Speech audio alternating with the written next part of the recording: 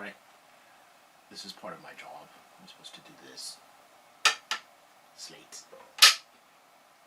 That gives you the date, the day, and we're ready to start with episode 5H. Somewhere down there it'll tell you where to find that and other useful information. Okay, I was preoccupied with this book called The Munsee Indians, A History by Robert S. Brummett. And I swear, I wasn't goofing off, this does have something to do with today's topic, as you'll find in a moment. What is today's topic?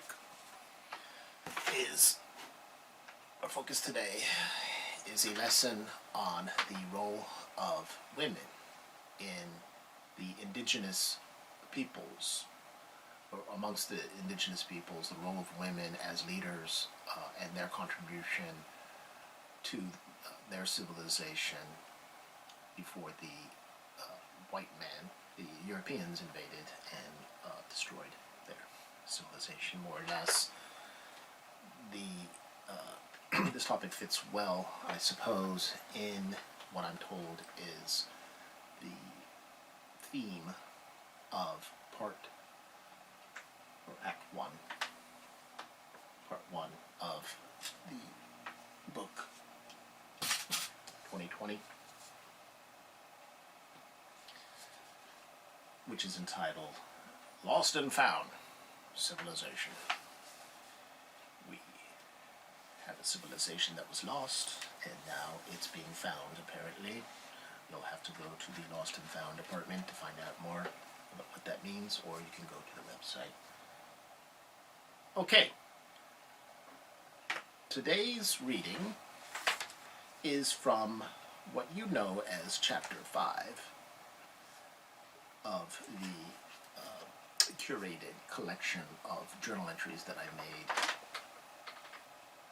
in the future. This one being Captain's Log 20-0005, The Hermitage, which was an update. If you're reading along, it's page 32. Here's the setup. I have finally gotten my way into the Hermitage. I have, as you know from previous chapters, gotten to know Calusa a little bit. I'm there with her at the Hermitage when the hermit himself, comes down the stairways slowly, and then as he reaches the bottom, there is this man who, in my eyes, is this giant figure of a person, very important person in my life, as it turned out later. Let's take it up there as he greets me, and this is what happens next. He motioned me towards the double doors leading into the study and smiled. But is the Amazon princess going to join us? I felt a little uneasy about going into a room alone with this towering man I had just met. Plus, it felt like it was the polite thing to do to have her join us. I turned my head back, expecting to see her reassuring presence. That's not her. That's someone else we're going to talk about in a minute. I turned my head back, expecting to see her reassuring presence. She had vanished. She may join us after a while if she is so inclined. She probably has a few other things to do. Maybe she will even bring us that tea I mentioned earlier. He walked up the few steps into the study, which I now realized had been raised up a good 4 feet from the concrete floor. The steps were tiled and led into a large room with wood floors. Bookcases lined the walls. A desk was positioned so as to face outward and through the large window overlooking a lush garden. The window ran nearly floor to ceiling, if there were one. Up above, the rafter beams were exposed, as was the decking for the roof. The hermit took up a spot on one of the stuffed leather chairs in front of the fireplace.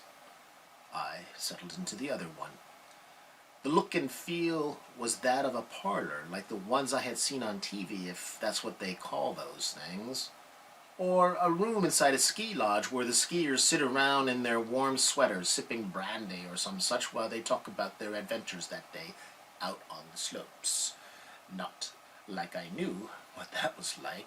Never seen snow before, much less been skiing or seen a ski lodge for that matter. Had an active imagination, though. She has a name, you know, so do I. My name is Harrison, he said, reaching forward and jutting out his giant hand towards mine. I shook it. What is hers? I asked, not thinking to introduce myself more properly. That didn't matter too much, as he was to give me my own nickname I have gone by ever since. Well, Captain, her name is Calusa. Calusa? I never heard of such a name before. She is named for a people, the last of whom were exiled from this land that they had inhabited for centuries. A handful of the last survivors left on a ship bound for Cuba, launched not too far from where we are sitting now. Legend has it that the blood of some of the survivors runs through the veins of their descendants who still live in Cuba, except, of course, for those that found their way back to the lands of their ancestors. He leaned forward so as to be better heard as he whispered. They were a tall, proud people, towering over the Europeans who invaded their land, tried to enslave them, and brought pestilence and disease that eventually vanquished their once dominant civilization. They were a people the likes of which the midgets that came to conquer them had never seen. They were a tall, beautiful, and graceful people, and fierce warriors. Is Calusa a descendant of these people? I asked, also in a whisper. Just then, she came into the room, and you'll have to read the rest to find out what happens next, unless, of course, you've already read it. I'm sure you have. That brings us to today's topic, which, as I mentioned, is the role of women amongst the civilizations that were living here in North America before the aforementioned Europeans invaded and vanquished them. The woman over my left shoulder, you're probably wondering, who's that? Who's that? Well, in your language, her name is Polly Parker. Her real name is, in Creek, Emateluye.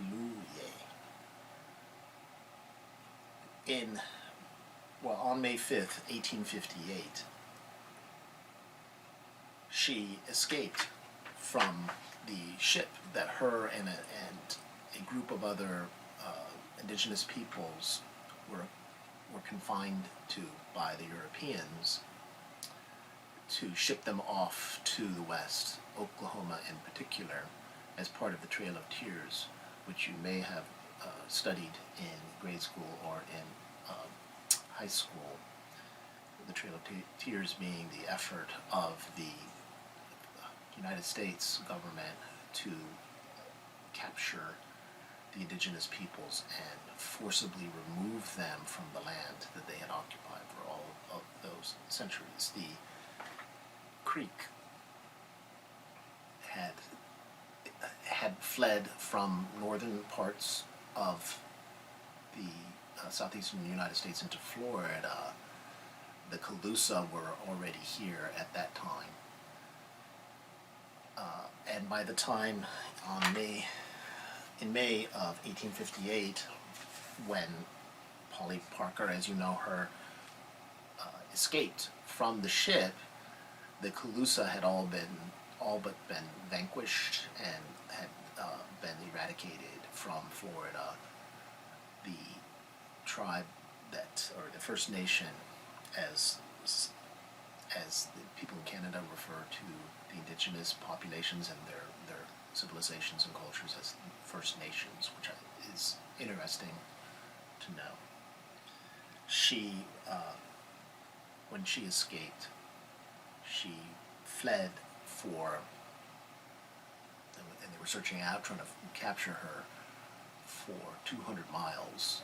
She went before she found the Everglades, where she hid out amongst other Seminole peoples. They were Creek, and they were now known as Seminoles, and that's why I made an attempt at pronouncing her name in the Creek language. That is her name. It's Emateleoye, and I am attempting to pronounce it based on the research that I did on how to pronounce the Creek language, Emateleoye, for those tribal members that happen to be watching. I do apologize. I'm sure that my pronunciation is not accurate. But what is the point of that? According to the historians and the remaining members of the Seminole tribe of Florida, not to be confused with the Seminoles of Oklahoma, because there were many of the Seminoles here in Florida that were captured and sent as part of the Trail of Tears out west. So the tribal members that left here, the Seminole elders and historians, remark that it was because of her that the Seminole tribe of Florida exists. Without her, it would not exist. Maybe that is overstating it, but you get the idea, first of all, that the Seminole had to escape from, and the Miccosukee, which considered themselves separate from the Seminole, had to escape from the Europeans and go into the Everglades to hide out, to evade capture, because the white man, as tragically and sadly throughout our history, was intent on eviscerating, eradicating, destroying not only them as human beings, but their culture and their civilization. And they have largely succeeded. We have largely succeeded, we being members of the white European invaders, or call them settlers. That brings me to, back to, yes, I didn't forget. I was talking about the Munsees. The Munsees are a civilization that has been pushed out from the Delaware River area, and they're largely extinct, except for there are some that still remain in the northern parts of New York, that area, and also in Canada. The Munsee were a civilization that was matriarchal in structure, meaning that the civilization, the tribe, let's call them tribe, were organized along clans that were identified, or they got their identification from a animal. So they would have a turtle, the turtle tribe, let's say. I don't want to misquote the way what's in this book. If you check out this book from Harrison's library, or you go and find it somewhere and read it, you'll see the historian that wrote it, Robert Grummet, identifies the specifics of in more detail as to the clans, and the point being that all of the clans were organized around women as the organizing force, and that was the way that each of the clans operated, the way that the villages and the culture and the peoples were organized around this concept of women being the head of the clan,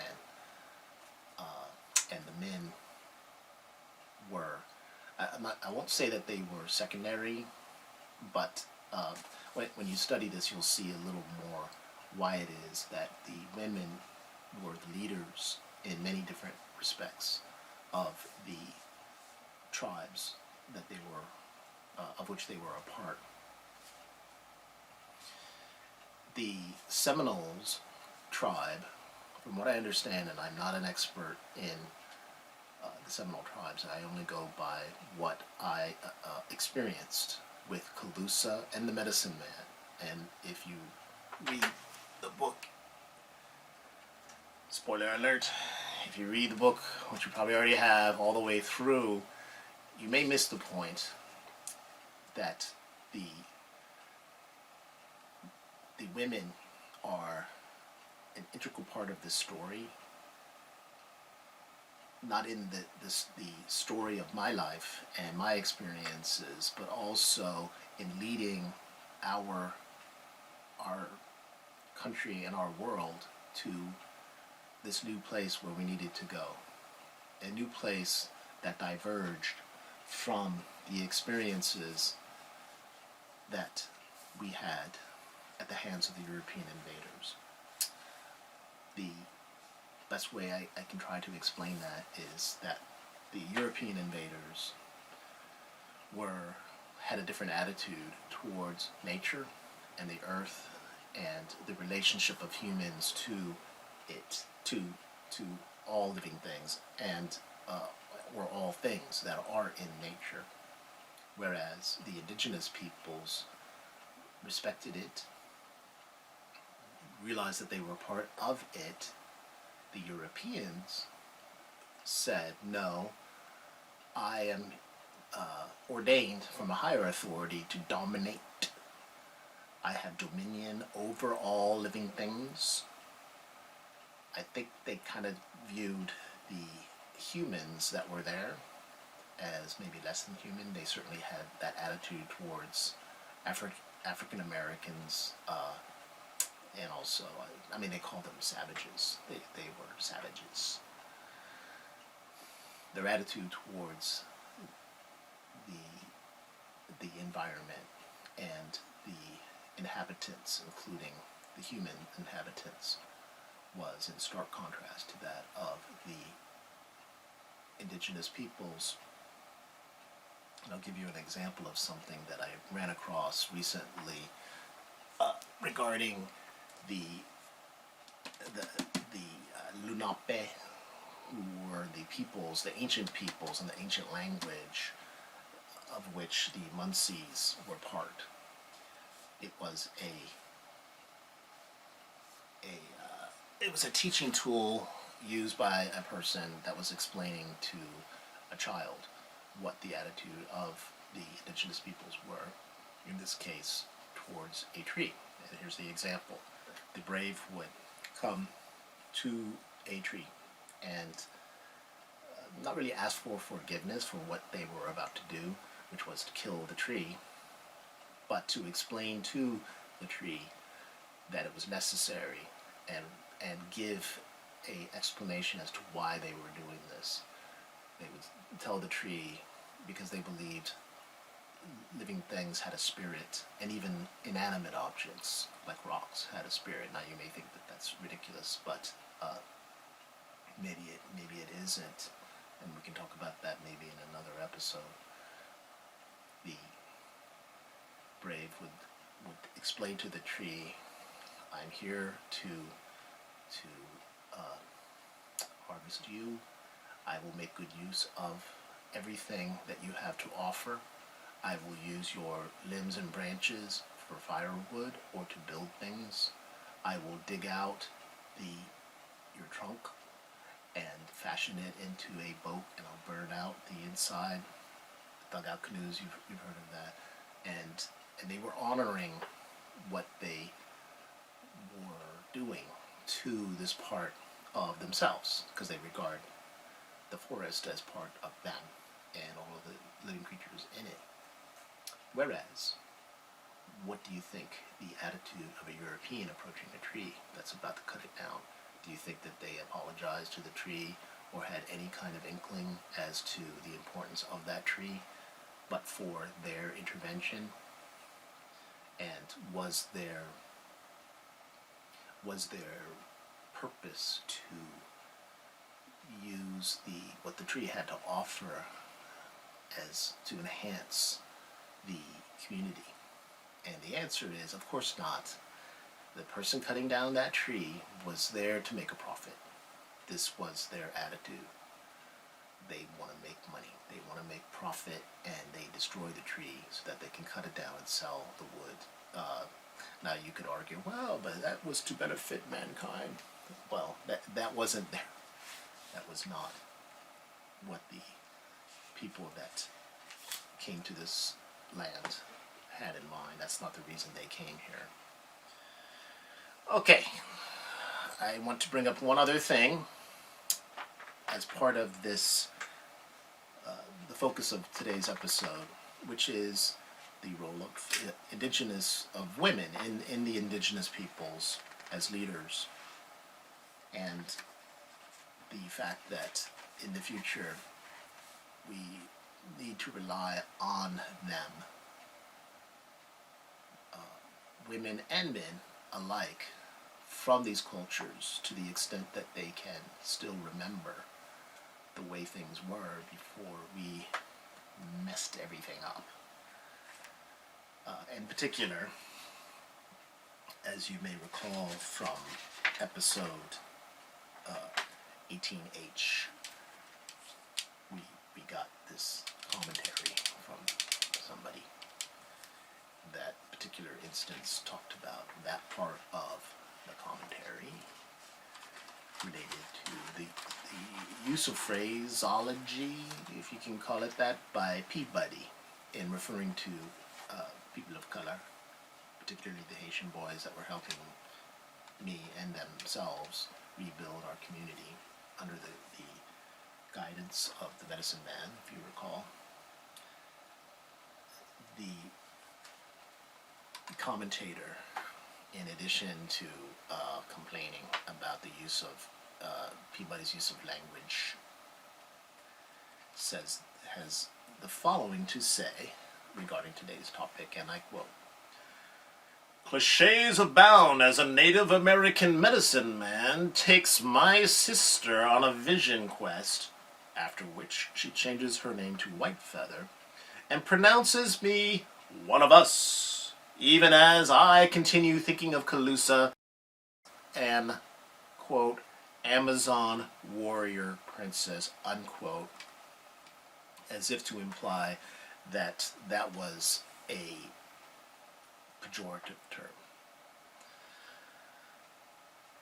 Okay, so let me try to explain this a little better for the commentator so that they get a better handle on what's really going on here.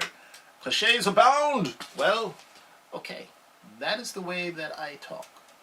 And the medicine man and Calusa and myself have nicknames throughout this well, we have nicknames. And that's the way that we talk. That's the way I talk. You might find it cliche. Oh, cliches.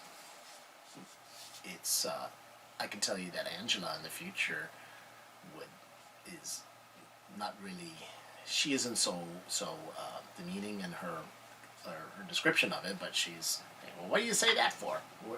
I never heard such a thing. So the language that I use is dated, certainly is dated in the future when I'm trying to talk to a young person and I'm using phrases that they're not familiar with, like nerd. So what does that mean? They don't even know what that means, because it's phrases that we used in the past, which is now your future. So the referring to Calusa as the, oh, you're saying, you keep thinking of her and saying she's Amazon Amazon warrior princess. That is a term of endearment, and if, unlike, I suspect, this commentator, I don't think she read the whole book all the way through, but you have. Or if not, please, when you're done, please keep in mind that, take it as a whole, the Amazon, as I refer to Calusa, is a term of endearment, just like people call me the captain. Okay, so you say, yeah, captain? Depends on how you can use a person's nickname as a way of scorn and ridicule, or it's a term of endearment, or whatever else you might want to say it or address them. It's not like I haven't had plenty of derision. The captain? Oh, you! Captain Corncob. Remember that one. That's number one. The use of language in my journal entries it is what it is. That's the way people talk, at least in my neighborhood, in my village. I do it. We have different nicknames for people. Harrison was known as the Hermit. He had this mysterious Amazon warrior princess living there, and people didn't know her. They didn't know her name, and I didn't know her name until Harrison told me, and I had already had interactions with her over a course of time and didn't know what her name was. So he corrected me, and that's part of the process of learning. You're a young man. You don't know better, let's say. But in this case, let's dig a little deeper, because is calling Calusa an Amazon warrior princess, is that a term of derision, really? And I beg to differ. As evidence, I will refer you to Ida Zavala, who is a curandera, a healer of her nation. She is also happens to be an anthropologist and a sociologist. I'm reading from my notes.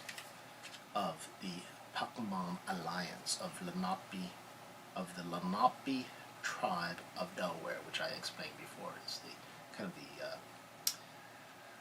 the overall conglomeration of the indigenous peoples in the Delaware area of that. There are the Delaware, and there's also the Delaware language, they even refer to it, but Lenape is the actual underlying civilization grouping of many of the First Nations there in that area. She is herself, I think she is adopted, so to speak, by the Lenape, the remnants of the Lenape and the Munsee in northern New York. If you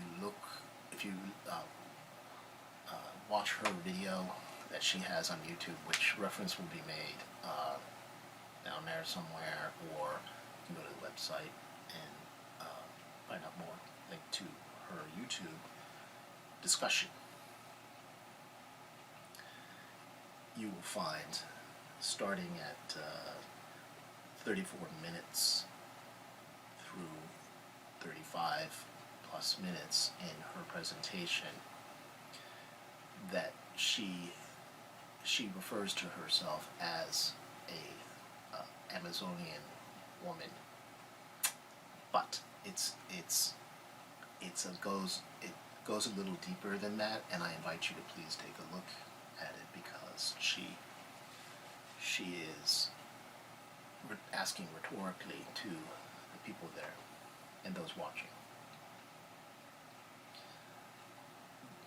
the question, do I, as a woman, as a wild Amazonian woman, need I give up that identity in order to fit in better in the world of the European conquerors.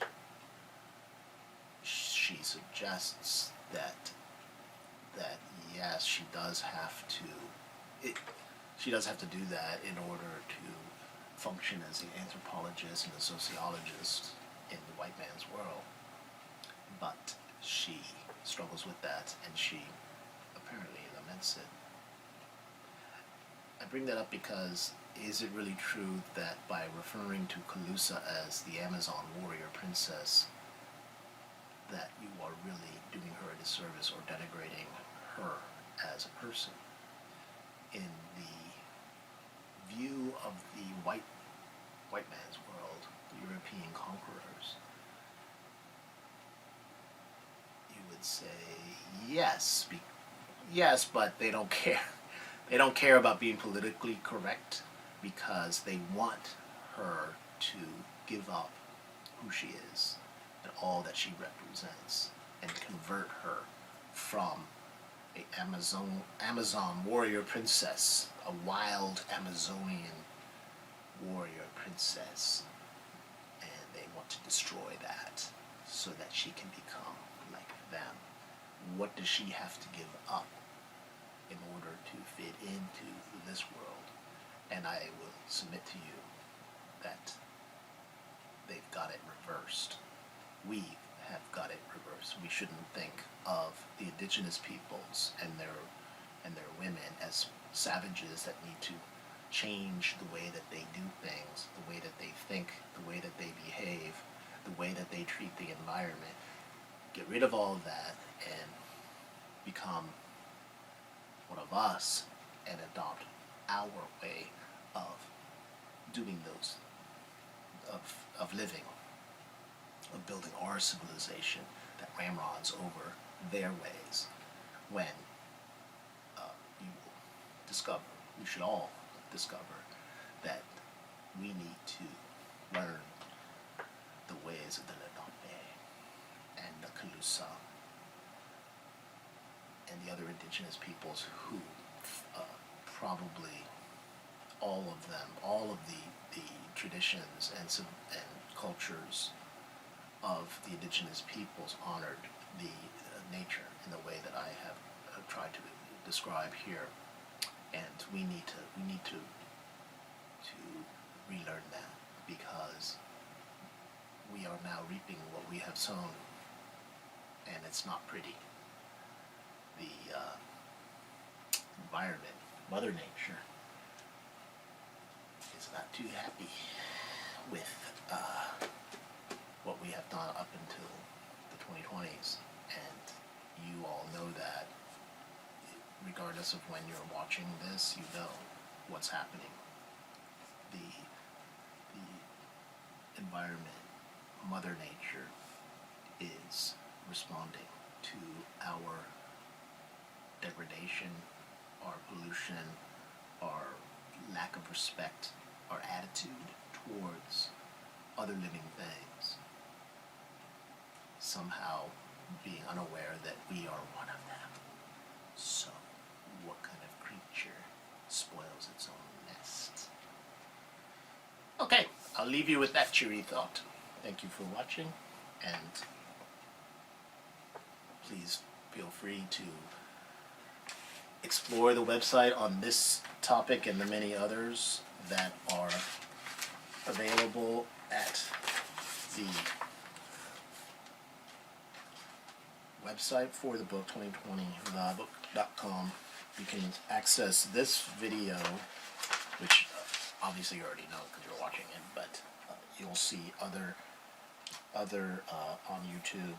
SHAWN Clark is the author of the book, and if you go to his YouTube channel, you'll be able to access this and the other episodes of 2020 the book. Thank you very much for tuning in and being patient with me.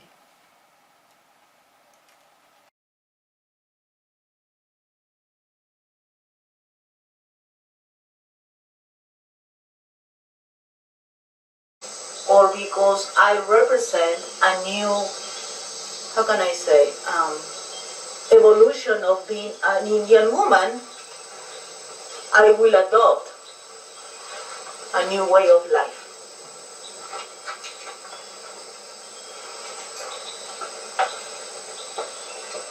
And I want to finish this part of my reflection saying and asking to you, because I asked already to my spiritual family in upstate New York,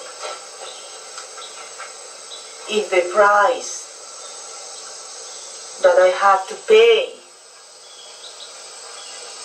to cross my borders, meaning the Amazon jungle, will cost me to lose my wild human nature.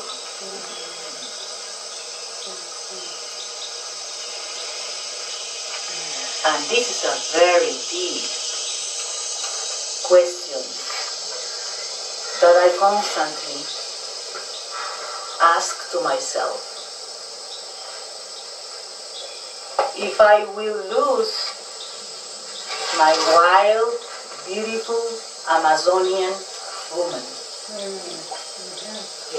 and being more well educated, more Western, because my mission